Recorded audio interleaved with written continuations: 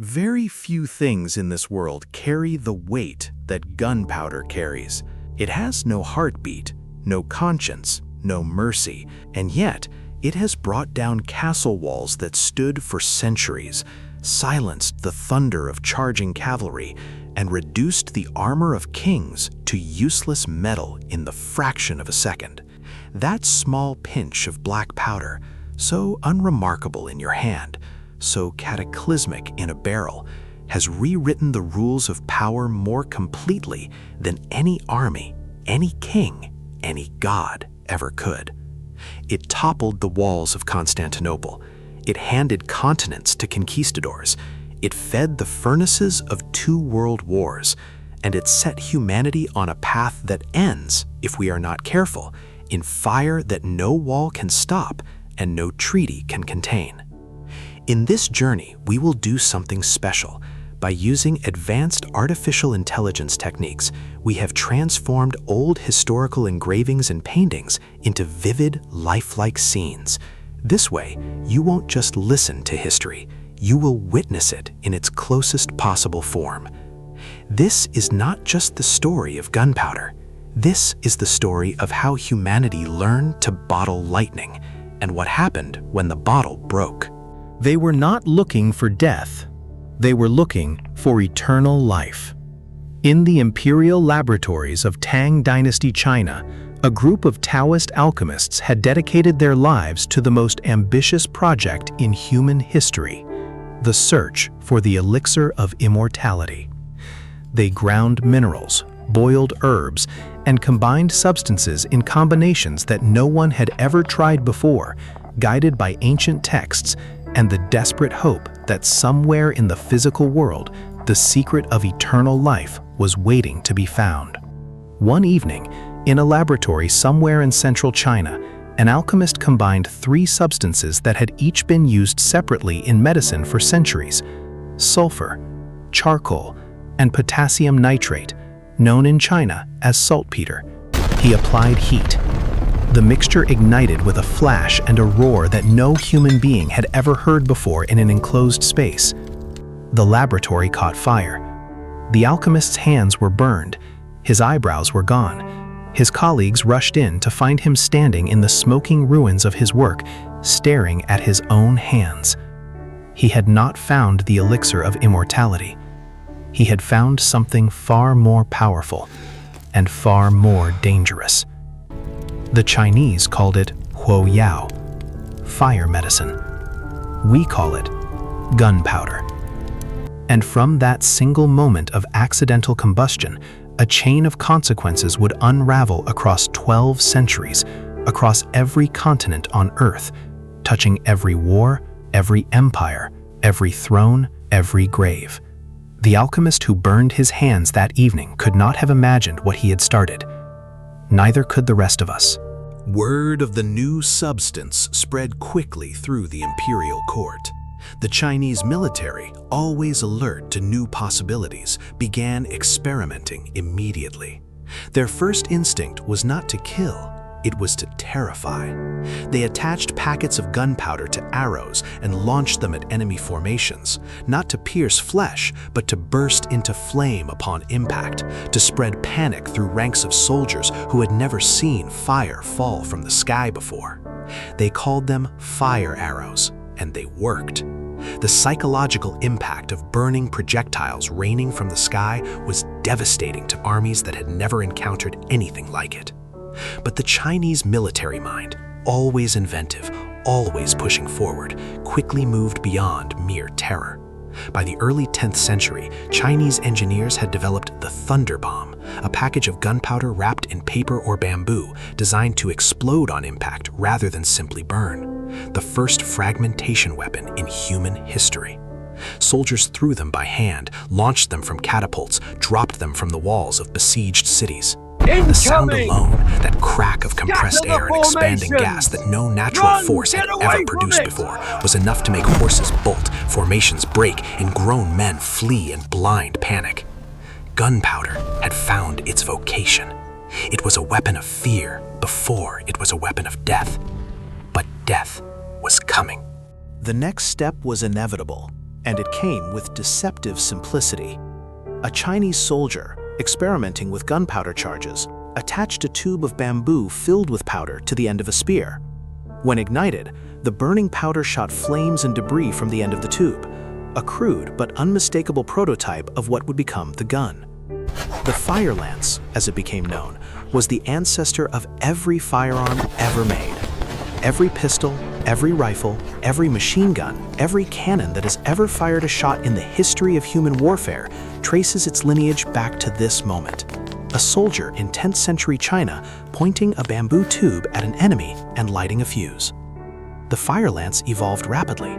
Bamboo gave way to metal. Flames gave way to projectiles, stones, then iron balls, then shaped metal. The tube grew longer, stronger, more precise. By the 11th century, Chinese armies were deploying weapons that a European knight of the same era would not have recognized as anything in his experience of warfare. Something fundamental had shifted in the relationship between human beings and violence. For all of recorded history before gunpowder, the outcome of battle had been determined primarily by physical strength, personal courage, years of training, and the quality of your armor. A knight who had spent his entire life learning to fight, encased in the finest steel money could buy, was a nearly unstoppable force on a medieval battlefield. Gunpowder was about to make him obsolete. Not because knights became less brave, but because a peasant with a gun required no training, no armor, and no courage, only a steady hand and a lit fuse. The great equalizer had arrived. In the early 13th century, the most devastating military force the world had ever seen began its march across the Eurasian continent. The Mongol armies of Genghis Khan were already terrifying before they encountered gunpowder. Disciplined, mobile, tactically brilliant, and possessed of a strategic ruthlessness that no enemy had successfully countered.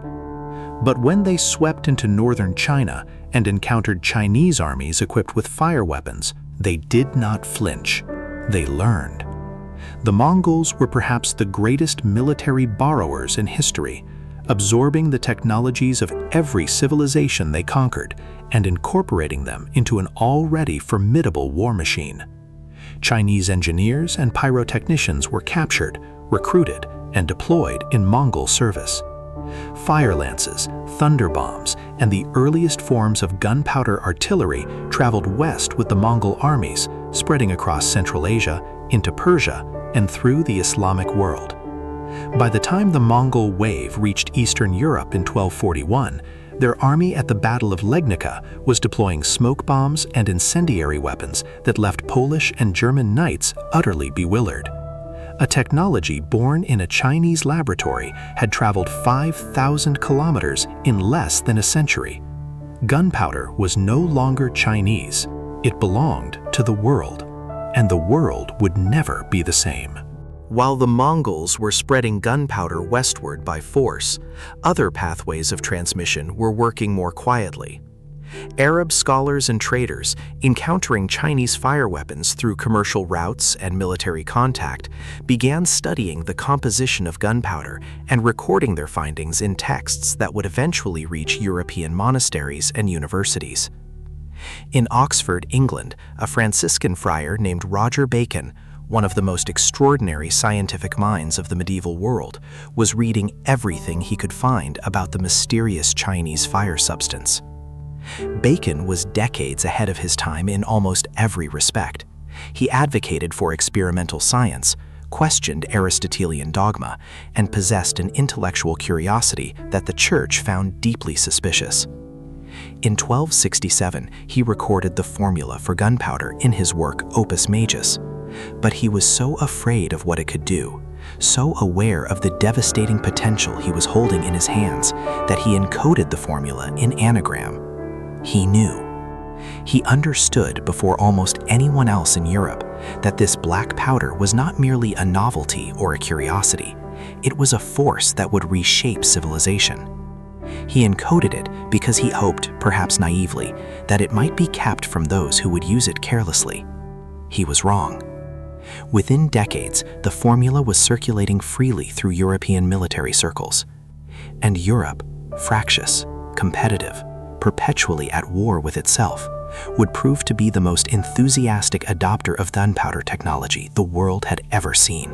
The castle had been the defining military structure of medieval Europe for 3 centuries. Massive walls of stone, sometimes 6 meters thick, rising 10 or 15 meters above the surrounding landscape, they were considered essentially impregnable by conventional means. Siege warfare was a game of patience and starvation, not firepower. Armies surrounded castles and waited, weeks, months, sometimes years. The castle wall was the ultimate expression of medieval military thinking. If you can build it thick enough and high enough, no human force can breach it. Gunpowder ended that calculation permanently. The first European cannons were crude, dangerous, and almost as likely to kill their operators as their targets. Heavy iron tubes packed with powder and stone balls, fired with a fuse and a prayer. But even these primitive weapons could do something that no siege engine in history had managed. They could actually break stone walls. Not just chip them, not just damage them, break them. At the Battle of Crécy in 1346, English forces deployed the earliest confirmed use of artillery in Western European warfare. Primitive bombards that fired into French formations with devastating psychological effect. The French knights, the finest heavy cavalry in Europe, had never heard anything like it. They had never seen horses bolt from thunder that came from the ground instead of the sky. The battle was a catastrophe for France and a turning point for warfare. The age of the castle was ending. The age of the cannon had begun. No single event in the history of gunpowder is more dramatic, more consequential, or more perfectly illustrative of the technology's world-altering power than the Fall of Constantinople in 1453. The city had stood for over 1,000 years. Founded by Constantine the Great in 330 AD, Constantinople was the greatest fortified city in the world. Its triple walls stretching for kilometers, its towers rising from the shore of the Bosphorus, its defenders having repelled attackers for 11 centuries. It had survived Avars, Arabs, Bulgarians, Crusaders, and plague. It had outlasted the Western Roman Empire by 1,000 years. Nothing, it seemed, could bring it down. And then a young sultan named Mehmed II hired a Hungarian engineer named Urban. Urban had first approached the Byzantine emperor, offering to build him cannons for the defense of the city. The emperor couldn't afford him. Mehmed II could. Urban built for the Ottoman Sultan the largest cannon the world had ever seen, a bronze monster capable of firing stone balls weighing over 500 kilograms.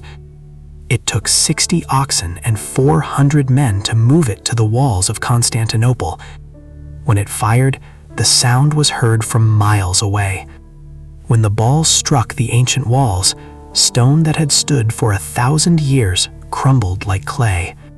For 55 days, Urban's great cannon and dozens of smaller ones pounded the walls of Constantinople. On May 29, 1453, the walls finally gave way. Ottoman troops poured through the breach. The last Roman emperor, Constantine XI, tore off his imperial insignia and charged into the battle on foot, dying with his soldiers in the rubble of his city. The Middle Ages were over. A single cannon had ended them. In 1519, a Spanish soldier named Hernán Cortés landed on the coast of Mexico with 508 soldiers, 16 horses, and 14 cannons. Facing him was the Aztec Empire, a civilization of millions, a military machine that had conquered much of Mesoamerica, ruled by the Emperor Moctezuma II from the magnificent capital of Tenochtitlan. By 1521, the Aztec Empire was gone. 500 soldiers had destroyed a civilization of millions. The reasons were complex: disease, political alliances, Aztec military doctrine, but one factor above all others made the impossible conquest possible: gunpowder. The sound of cannon fire, the smoke, the projectiles that passed through shields and armor as if they were paper.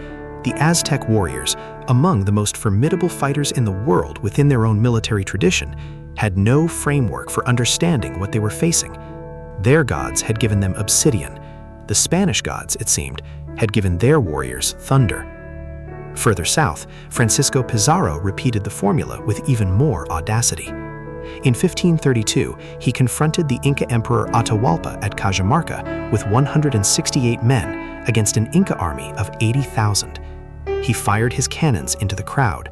The Inca forces, who had never heard or seen anything like it, panicked. Atahualpa was captured. The empire was effectively over. 168 men, with a handful of guns and a few cannons, had conquered an empire of 12 million people. Gunpowder had not just changed warfare, it had changed the map of the world. By the 17th century, gunpowder technology had matured to the point where European armies could sustain levels of death and destruction that would have been unimaginable to any previous generation. The 30 Years' War, which began as a religious conflict between Protestant and Catholic states and eventually consumed almost every major European power, became the proving ground for industrialized gunpowder warfare. Armies of 100,000 men armed with muskets and supported by artillery could sustain battles that killed tens of thousands in a single day. Villages were burned, cities were razed, entire regions of Germany were depopulated. By the time the Peace of Westphalia ended the conflict in 1648, between 5 and 8 million people were dead, soldiers and civilians alike, in a war that had been made possible, at least in scale, by gunpowder. The Swedish king Gustavus Adolphus, perhaps the greatest military innovator of the era, had transformed artillery from a slow, cumbersome siege weapon into a mobile, tactical tool, moving light cannons rapidly across the battlefield to deliver concentrated fire at decisive moments. He was killed at the Battle of Lutzen in 1632, shot from his horse in the smoke and chaos of a gunpowder battlefield, a fitting, if tragic, testament to the technology he had mastered. Gunpowder was no longer a weapon of shock and terror. It was a system of industrialized killing, and the system was becoming more efficient with every passing decade. In the 19th century, gunpowder itself was beginning to be superseded by something far more powerful. Chemists across Europe were racing to develop new explosive compounds that could unleash more energy from smaller packages, driven partly by military demand and partly by the insatiable appetite of the Industrial Revolution for explosives to blast through rock in mines and tunnels. In 1847, Italian chemist Ascanio Sobrero synthesized nitroglycerin, a liquid explosive so unstable and so powerful that even Sobrero himself was horrified by what he had created and begged people not to use it. They did not listen. Nitroglycerin killed dozens of people in accidental explosions across Europe, including, in 1864, Alfred Nobel's younger brother Emil, in an explosion at the Nobel family's factory in Sweden. Alfred Nobel, watching his brother die and seeing the chaos that nitroglycerin was causing, committed himself to solving the problem of instability. In 1867, he succeeded, discovering that nitroglycerin could be stabilized by mixing it with diatomaceous earth, creating a substance that could be safely handled, transported, and detonated only when desired. He called it dynamite. Nobel was convinced he had done something wonderful. He believed dynamite would be used for construction, for blasting tunnels, for mining, for building the infrastructure of the modern world. He was not wrong about the uses, but he was wrong about the consequences.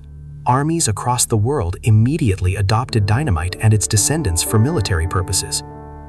Nobel watched as his invention was used to kill on a scale that black powder had never achieved. In 1888, a French newspaper mistakenly published Nobel's obituary. He was still alive, under the headline, "The Merchant of Death is Dead." Alfred Nobel read his own obituary.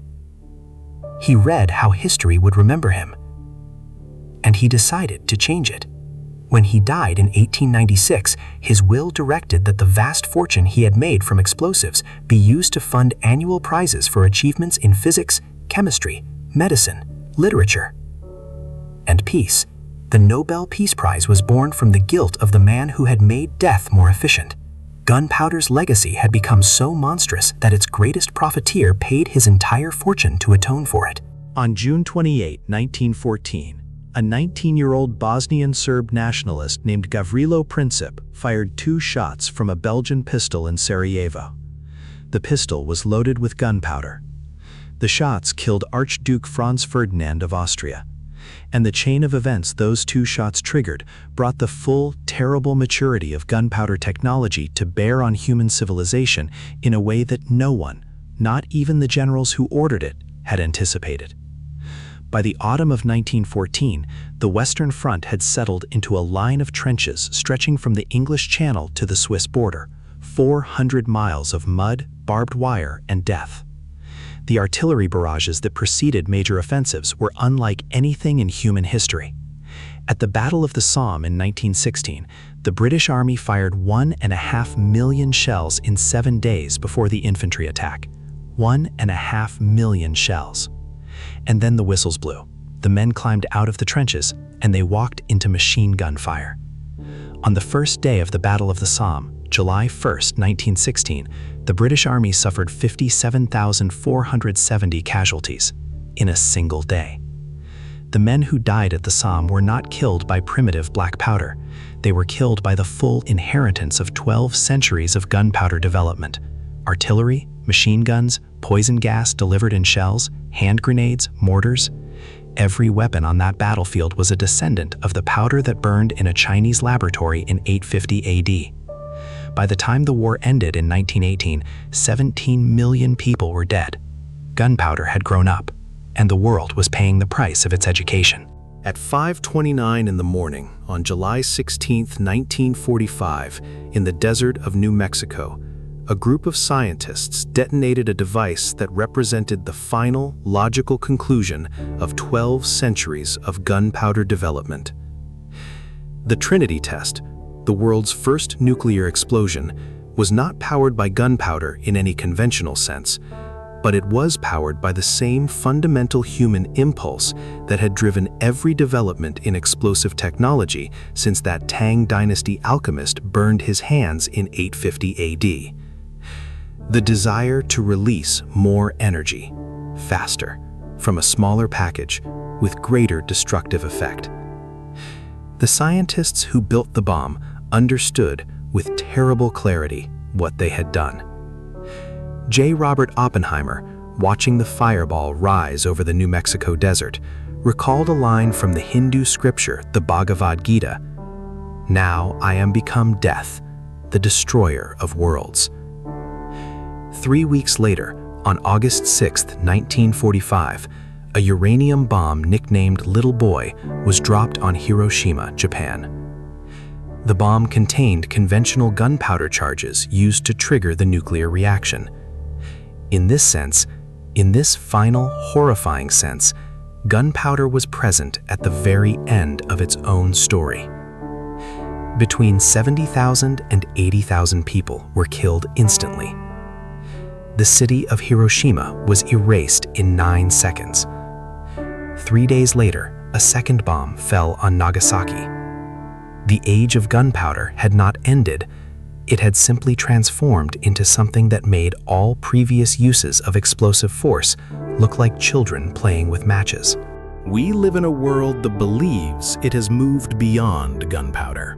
We have smart bombs and cruise missiles and laser-guided munitions that can thread a needle from 30,000 feet.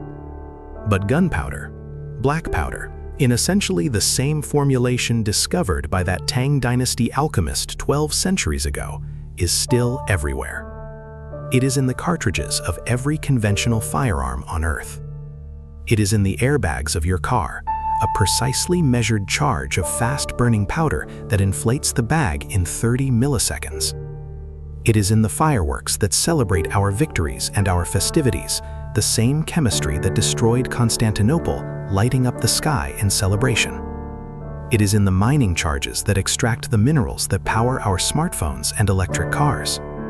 It is in the solid rocket boosters that lift satellites and space capsules beyond the atmosphere. The chemistry has been refined, the applications have multiplied, the scales of violence it enables have grown beyond anything the Tang Dynasty alchemist could have imagined. But the fundamental reaction, sulfur, charcoal, potassium nitrate, heat, is unchanged. Huo Yao, fire medicine, still burning. Gunpowder was born from the search for immortality. It did not grant immortality to any individual human being, but it granted something stranger and in some ways more unsettling.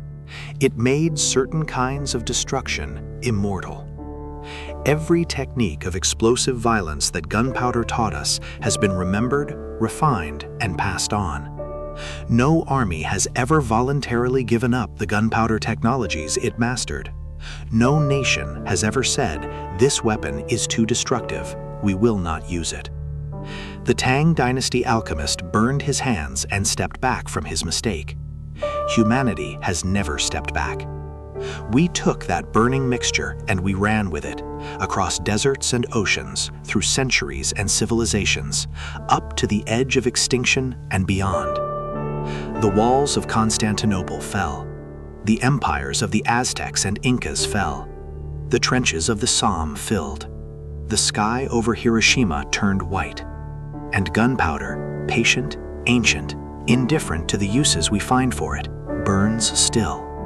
In the barrel of a gun held by a soldier somewhere in the world right now. In the rocket lifting a satellite into orbit above our heads. In the ground beneath a city that has forgotten it was once a battlefield. The fire medicine is still working. The alchemist's hands still burn. See you in the past.